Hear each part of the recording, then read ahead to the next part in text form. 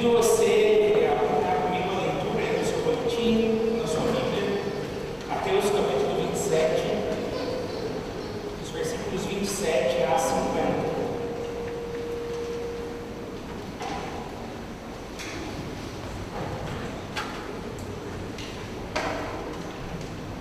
O texto diz assim: logo a seguir, os soldados do governador, levando Jesus para o pretório, reuniram em torno dele toda a tropa. Tiraram a roupa de Jesus e o vestiram com um manto escarlate, e tecendo uma coroa de espinhos, a puseram na cabeça dele e colocaram um caniço na sua mão direita. E ajoelhando-se diante dele, zombavam, dizendo: salve, rei dos judeus. Cuspindo nele, pegaram o caniço e batiam na sua cabeça.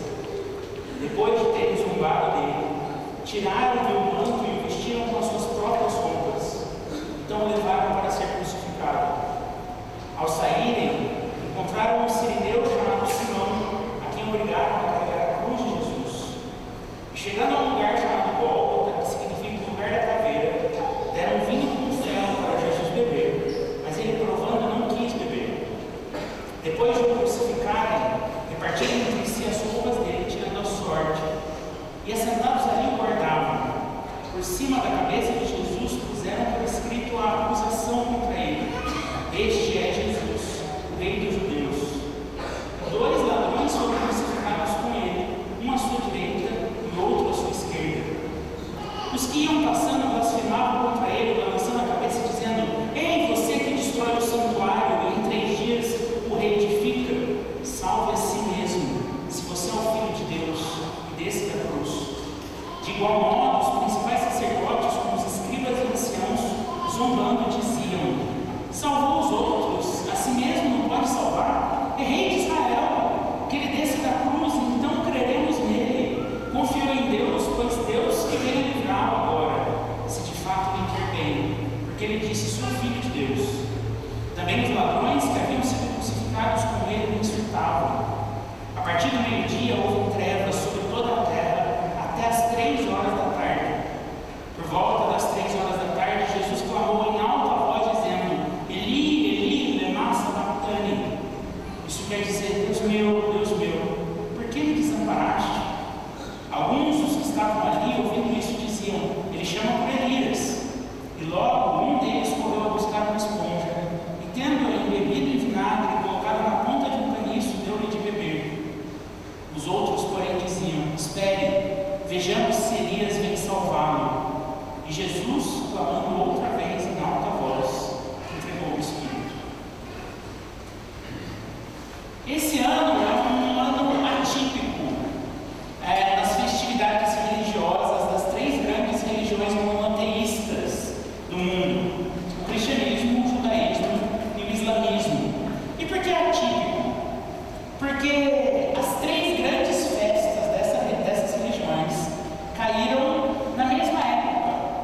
Estão sendo celebradas durante essa semana. Os muçulmanos comemoram o Ramadã. Para eles, esse é o mês em que o arcanjo Gabriel entregou a Maomé o Alcorão.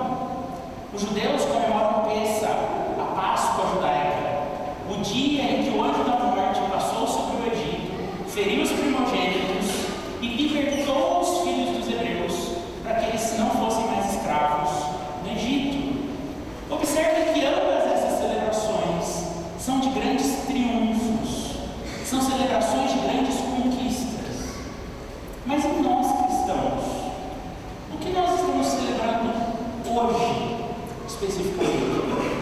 Nós começamos nosso culto lendo um salmo onde um homem se vê abandonado por Deus. Nós cantamos sobre uma via dolorosa, atravessada por um homem que nós cremos ser Deus, rumo à morte por crucificação, a pior das mortes da sua época. Cantamos sobre Calvário, um monte onde o Deus homem se entrega, é morto, e o comparamos a um cordeiro sem beleza nem majestade, oferecido em sacrifício diante do próprio Pai, que também é Deus.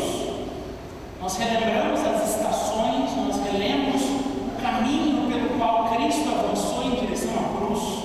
Alguns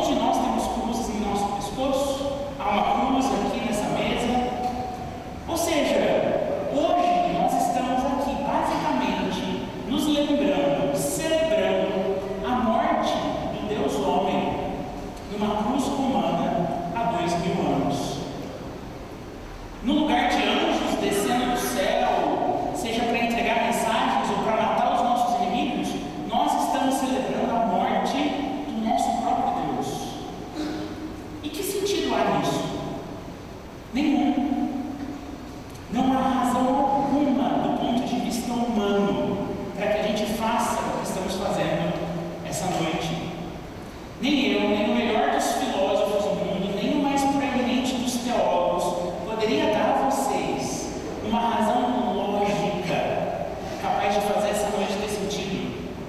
E é por isso que quando o apóstolo Paulo fala dos eventos envolvendo a morte de Cristo, ele usa duas palavras muito específicas: escândalo e loucura. Ele diz lá em 1 Coríntios capítulo 1, dos versículos 22 e 23, os judeus pedem sinais, os gregos buscam sabedoria, mas nós pregamos Cristo crucificado, loucura para os gentios, escândalo para os judeus. O que celebramos hoje é o maior dos escândalos da história. O que celebramos hoje é a maior das loucuras da história. É Deus salvando para si um povo, é Deus nos salvando através do sacrifício premeditado do seu próprio Filho.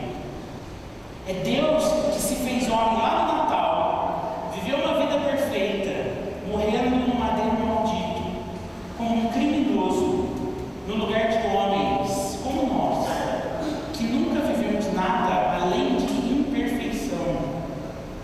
Se você não entende a loucura e o escândalo desses eventos, você não entendeu o Evangelho. E é por isso que eu quero convidar você para que a gente analise essa noite alguns desses escândalos que a morte de Cristo nos apresenta nesse texto. Começando aí no versículo 27 até o versículo 30, nós temos um primeiro escândalo.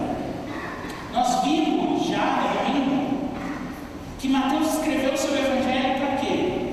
Para provar aos judeus da sua época que Jesus, aquele carpinteiro de Nazaré, o filho de Maria, era de fato o herdeiro de Davi, o rei prometido, o Messias. Mateus escreve com a questão da realeza de Jesus na sua cabeça. Não é à toa que a realeza de Jesus ocupa um ponto central no seu julgamento. Quando a gente lê João, capítulo 18, a partir do versículo 33, uma das questões centrais entre Pilatos e Jesus é a questão de: você é rei? Jesus, você é o rei que eles te acusam de ser? No entanto, aqui está Jesus. Ele foi traído por Judas na noite anterior, preso num jardim após celebrar a ceia com seus apóstolos, espancado, maltratado durante toda a noite. Ele foi submetido a um julgamento injusto, acusado de blasfêmia e traição, trocado pelo seu próprio povo por um bandido chamado Barrabás, e agora é entregue por Pilatos para ser morto. E aí os soldados vão preparar Jesus para a morte.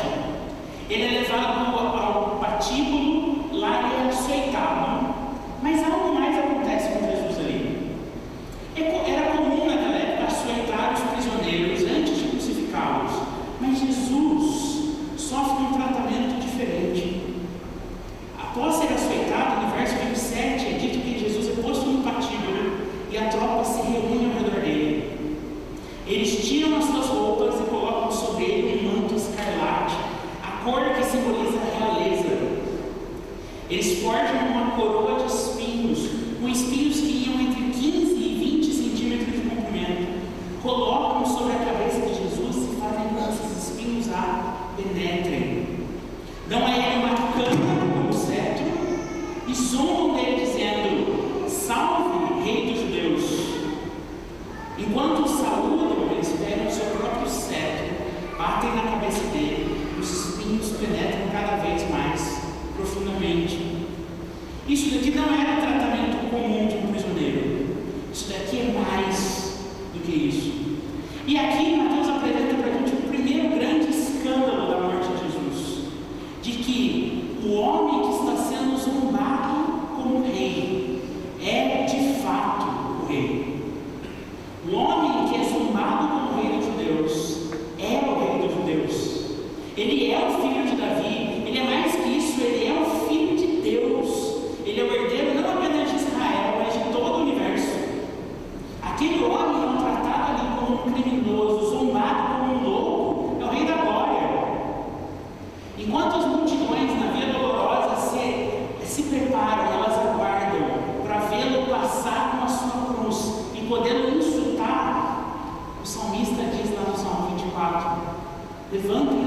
cabeças, ó portas. Levantem as cabeças, ó portais eternos, para que entre o Rei da Glória. Quem é esse Rei da Glória? O Senhor Todo-Poderoso, o Senhor poderoso nas batalhas. O homem na cruz, zombado como insano, como louco, é o Rei. E o escândalo é que naquele momento ele está reinando. Enquanto ele morre no madeiro, ele está reconciliando com Deus, em si, toda a criação. Do leme da cruz, o Rei da Glória governa. Mas esse não é o único escândalo. Nos versículos 31 e 35, nós vemos que Jesus agora é despido das suas roupas. Elas são sorteadas entre os soldados que o crucificam. E esse era o procedimento padrão. O condenado à crucificação, no momento em que ele seria crucificado, ele ia ser despido das suas roupas, para que ele fosse exposto nu em via pública, para que a vergonha fosse máxima. E qual é o escândalo aqui? É que esse homem, em silêncio, nu, coberto apenas com um troço de sangue, é quem veste a erva do campo. O homem nu na cruz é aquele que no seu sermão mais famoso, o Sermão do Monte, nos ordenou que nós não nos preocupássemos com as nossas vestes, porque o Pai cuidaria de nós como Ele cuida dos lírios do campo. Mas agora o corpo mais precioso do mundo está exposto. Seus órgãos podem ser vistos, completamente rasgado, para que eu e você pudéssemos ser vestidos de justiça. Cristo está ali, nu, para que nós recebêssemos vestes novas, vestes limpas, vestes justas. Cristo está nu, mas o profeta diz que as orlas da sua veste enchem todo o corpo. Irmãos, quais das nossas preocupações podem ser poderosas o suficiente para nos cegar para essa poderosa visão? Cristo nu no madeiro, garantindo que nós seremos vestidos. Faminto, garantindo que nós seremos alimentados. Em dor e angústia, garantindo para nós cura e alívio. Não confiar nele é a verdadeira loucura. Agora, o verso 32 para a gente é estranho. Ao sair com a cruz, os soldados obrigam um transeunte, Simão, de Cirene, a carregar a cruz de Jesus. E basicamente eles estão exercendo ali a lei romana, o direito de exigir que alguém auxilie o condenado a carregar a sua cruz na direção do lugar de a pena ser cumprida. E por que isso é necessário? Porque lembra, Jesus foi preso na noite anterior. Ele foi maltratado durante toda a noite, torturado durante a noite toda. E aqui a gente está por volta das 9 da manhã. Jesus já não tem as forças para carregar a própria cruz. Morro acima, na direção do local da crucificação. E aqui mais um escândalo aparece para nós. Aquele carpinteiro, incapaz de carregar um pedaço de madeira, um homem sem forças, é quem sustenta todo o universo pela palavra da sua boca. Aquele homem sem forças, aquele cordeiro mudo, aquele sacrifício inofensivo, se oferecendo para que nós fôssemos resgatados do domínio da morte pela força do seu braço. Aquele que sustenta todas as coisas se esvaziou para que nós fôssemos encontrados em nossa fraqueza. Que coragem poderosa isso nos dá. A força que nós precisamos, então, para nos aproximarmos de Deus, não está em nós, mas está naquele que se fez fraco no nosso lugar. A força que precisamos para nos chegarmos a Deus está em Cristo, nesse ser divino que se faz humilde, fraco e vulnerável na cruz.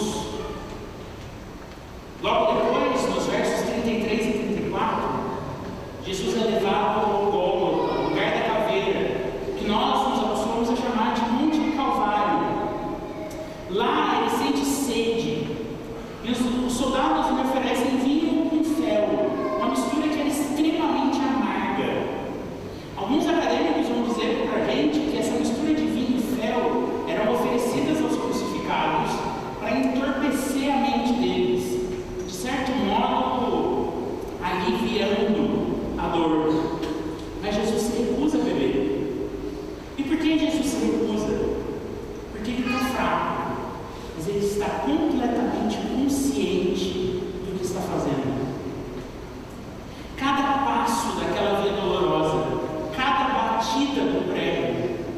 foi milimetricamente contada no plano de Deus.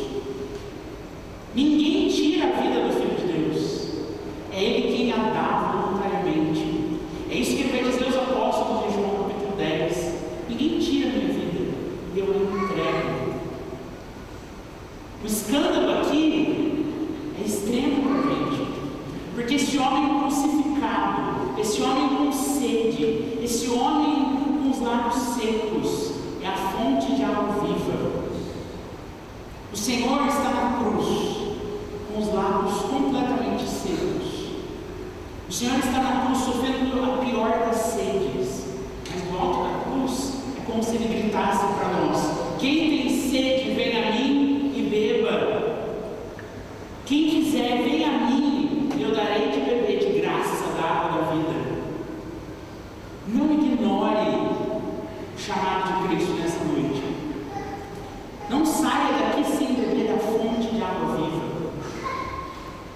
Não saia daqui com sede, sendo que Cristo se fez sedento para que nós bebêssemos de água viva. Do seu lado perfurado pela lança, fluem água e sangue para nossa salvação, para que em você fluísse vida eterna. Que Salvador maravilhoso! Como nós podemos ignorá-lo? Como nós podemos rejeitá-lo? Como nós podemos dar a Ele menos que Ele merece? O homem sedento na cruz nos oferece água. Diante daquela cena, as pessoas que passam veem nu, crucificado, sedento, em silêncio, e começam a zombar dele. No verso 40, ele é zombado porque ele havia dito que destruiria o templo e o construiria em 3 dias, que era absolutamente impossível. O zombavam porque ele havia dito ser o Filho de Deus. No verso 42, os sacerdotes e os escribas, aqueles que detêm o conhecimento da lei de Deus, aqueles que sabem e conhecem a palavra e a profecia, zombam dele porque ele havia dito que veio salvar os homens e agora era incapaz de salvar a si mesmo. Ele nem podia sequer descer da cruz. E esse é o grande escândalo aqui.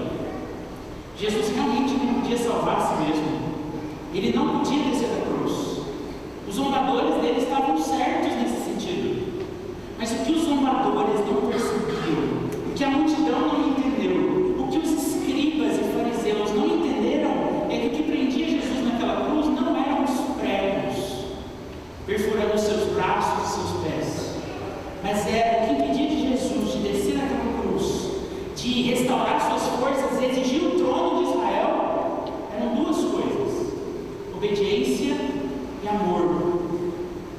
Primeiro, Jesus não podia salvar-se da cruz, porque aquela era a vontade do Pai.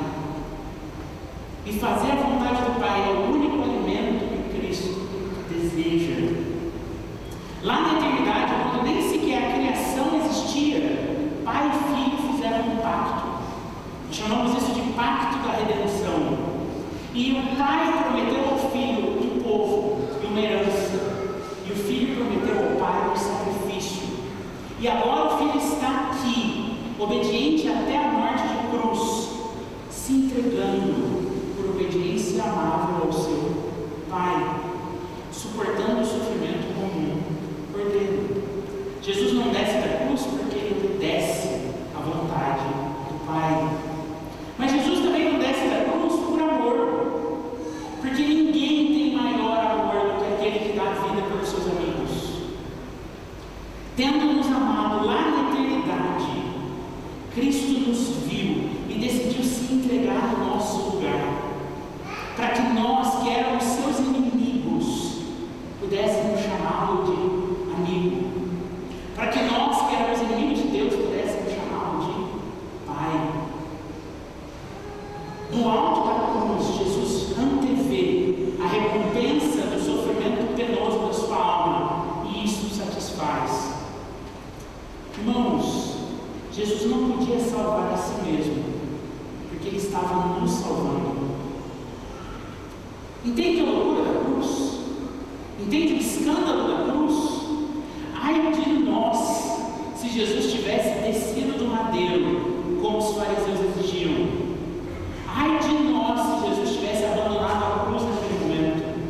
Diante de Deus, nós não teríamos absolutamente nenhuma esperança. Jesus não salva a si mesmo para salvar a sua igreja.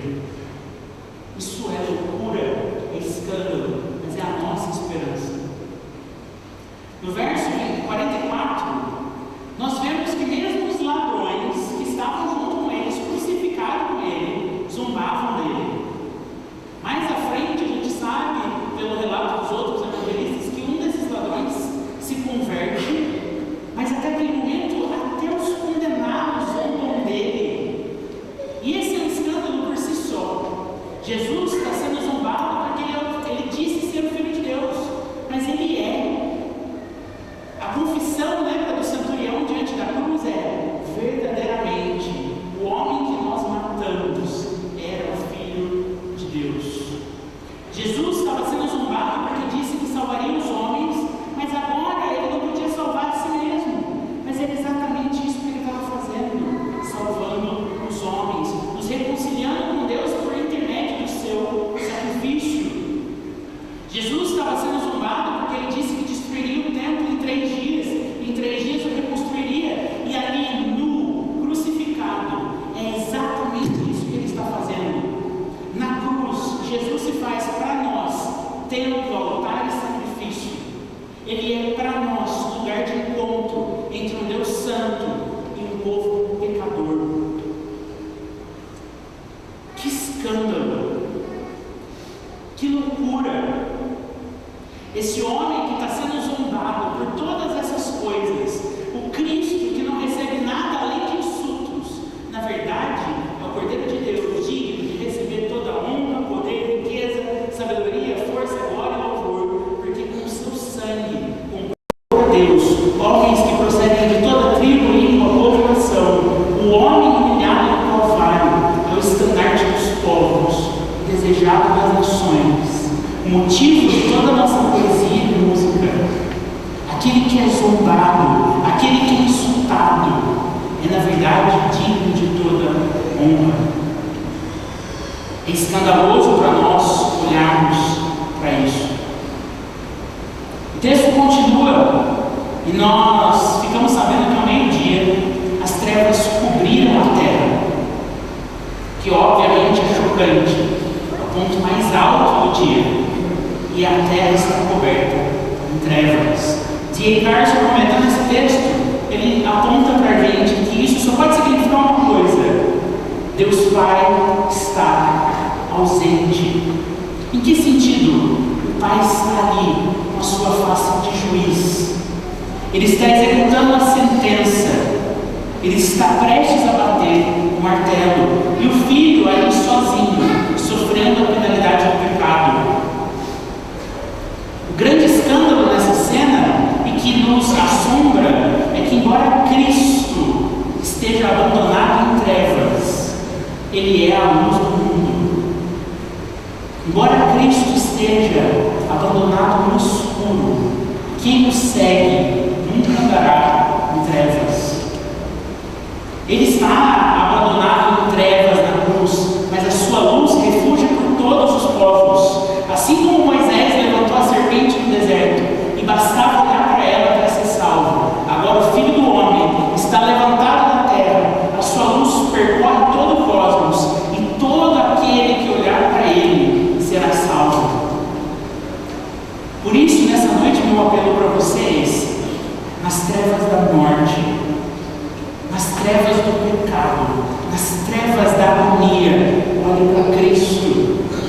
Olhe para Ele, olhe para a cruz e seja salvo. O texto nos indica que esse aparecimento das trevas desperta em Jesus um clamor angustiado. Ao se ver ali, no escuro, cercado pelos seus zombadores, recebendo sobre si a culpa dos pecados do povo e fazendo propiciação diante de Deus, ele faz o clamor mais triste da Escritura: Deus meu, por que me abandonaste? E é importante que a gente entenda aqui corretamente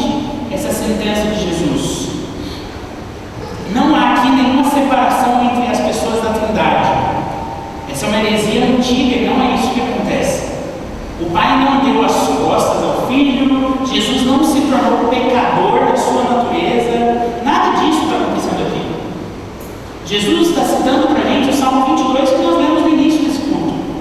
E se você lembra da leitura, embora o salmista comece o salmo extremamente desesperado, ele repete várias vezes o quanto ele confia no Senhor, o quanto ele confia em Deus. Nos versos 23 e 24 do Salmo 22, ele diz: louvem-no vocês que temem o Senhor, glorifiquem-nos todos vocês descendentes de Jacó, tremam diante dele todos vocês descendentes de Israel.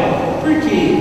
Pois não menosprezou, nem repudiou o sofrimento do aflito, não escondeu dele o rosto, mas ouviu o seu grito de socorro. Jesus clama ao Pai em desamparo, porque embora ele seja um com o Pai, de eternidade a eternidade, agora ele está sendo tratado judicialmente como aqueles a quem ele veio salvar. Ele, que é um com o Pai, está abandonado. E aqui há uma grande troca do Evangelho. Jesus, Filho, perfeitamente unido ao Pai, está desamparado, tratado como alguém separado do Pai, para que nós, inimigos de Deus, separados de Deus pela nossa rebeldia, possamos ser amparados e reunidos a Ele. Assim como Davi, ao escrever o Salmo 22, Jesus clama ao Pai, confiando plenamente no seu plano. Ele sabe que aquilo que está acontecendo não é o Pai virando as suas costas para Ele, mas é o Pai executando o que foi prometido lá na eternidade. Deus não perdeu o controle, Deus não perdeu a história. E o grande escândalo aqui é que Jesus clama desolado, abandonado, para que nós não tenhamos que fazê-lo. Jesus está recebendo a ira do Pai no nosso lugar. Jesus está satisfazendo a justiça de Deus para que nós sejamos justificados. E essa é a mensagem avassaladora do Evangelho. Jesus se entregou naquele madeiro maldito para que eu e você fôssemos salvos, sem exigências, sem rituais, sem sacrifícios, sem indulgências, sem sacramentos, sem nada. Cristo, no seu desamparo, nos ampara. Cristo, ao ser abandonado, nos resgata. Nas suas feridas nós fomos sarados. Embora para Ele tenha custado tudo, para nós a salvação é oferecida de graça. Esse é o poder de Deus para a salvação de todo aquele que nele crê. Nas palavras da poetisa Elizabeth Browning, sim, uma vez um clamor órfão de Emanuel esse mundo abalou. Um clamor singular sem eco, Deus meu, abandonado estou. Procedeu dos lábios do santo em meio à sua perdida criação, para que nenhum dos perdidos use tais palavras de desolação. Jesus clamou: Deus meu, por que me desamparaste? Para que eu e você nunca precisemos fazê-lo. Jesus foi desamparado para que eu e você não fôssemos. Tendo cumprido a pena, Ele então agora executou a obra da salvação. Tomou até a última gota do cálice da ira de Deus. E no versículo 50, Jesus então entrega o seu Espírito e morre. Mais uma vez, ninguém tira a vida do Filho do Homem. É Ele quem a entrega. A crucificação poderia durar horas. Alguns crucificados permaneciam dias na cruz. Mas Jesus, no momento em que Ele decide morrer, Ele morre. No momento em que a obra está consumada, Ele entrega o seu Espírito e vai ao Pai. E o cosmos responde de maneira violenta. O texto diz para a gente que o véu do templo que separava o lugar santo dos santos se rasga em duas partes. Aquele sacrifício anual que precisava ser oferecido não precisa ser mais. Um cordeiro perfeito foi oferecido. O caminho para Deus está aberto.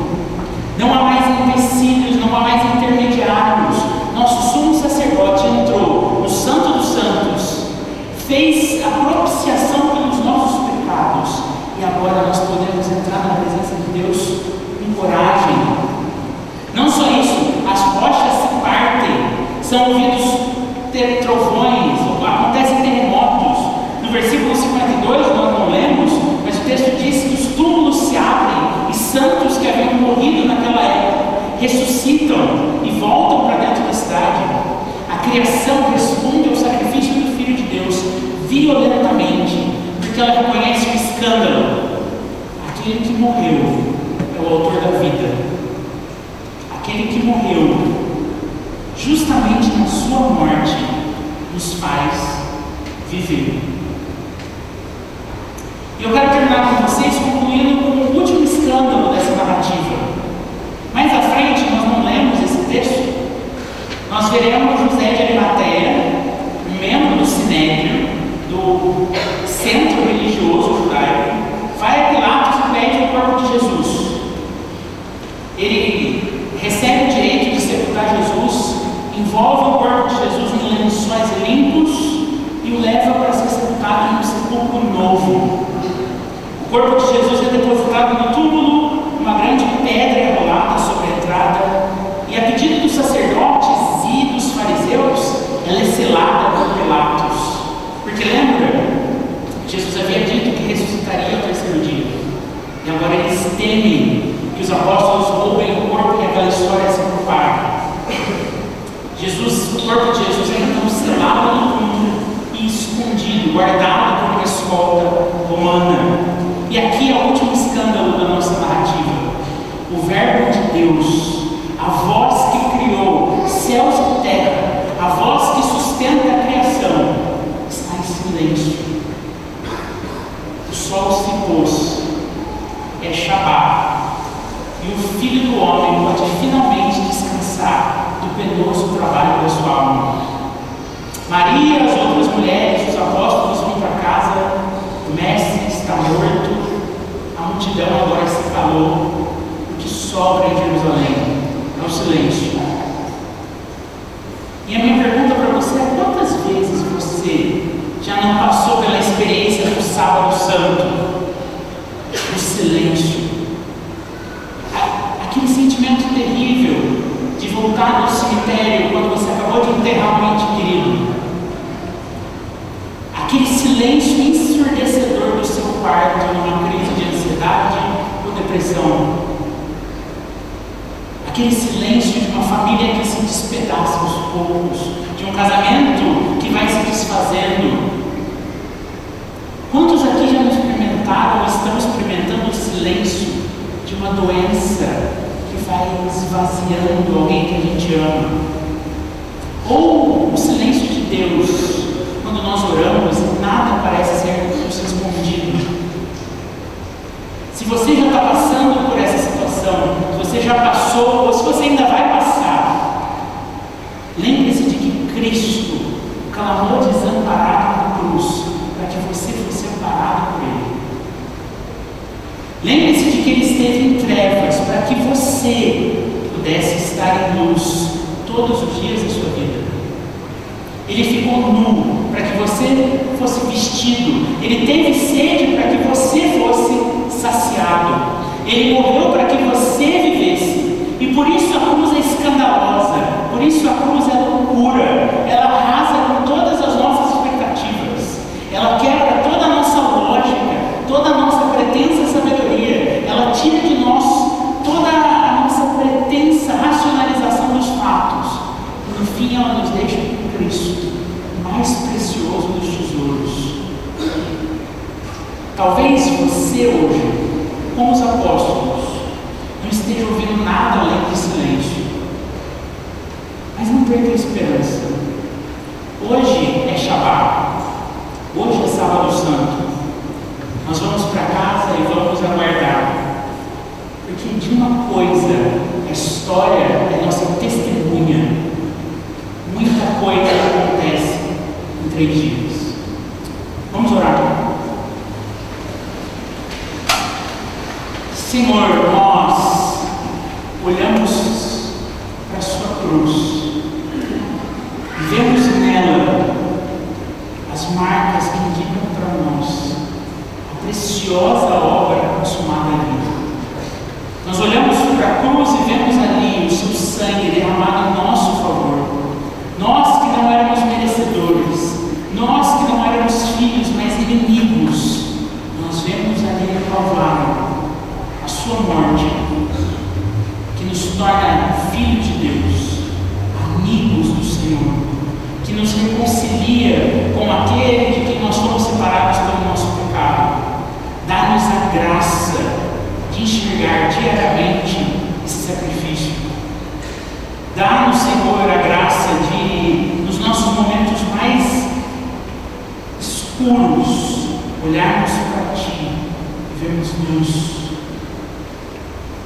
Senhor, renova em nós a esperança da ressurreição.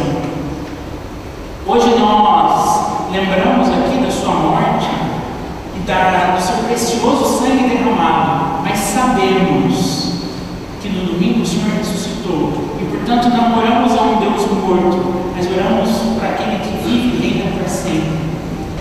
Então, nos enche dessa esperança de que o sacrifício na cruz e de que a ressurreição do domingo são a razão pela qual nós existimos, pela qual nos movemos, pela qual nos reunimos como igreja para cultuá-lo, pela qual fazemos tudo o que fazemos. Que nós nunca percamos de vista Cristo e Cristo crucificado. É isso que nós oramos em nome de Jesus. Amém.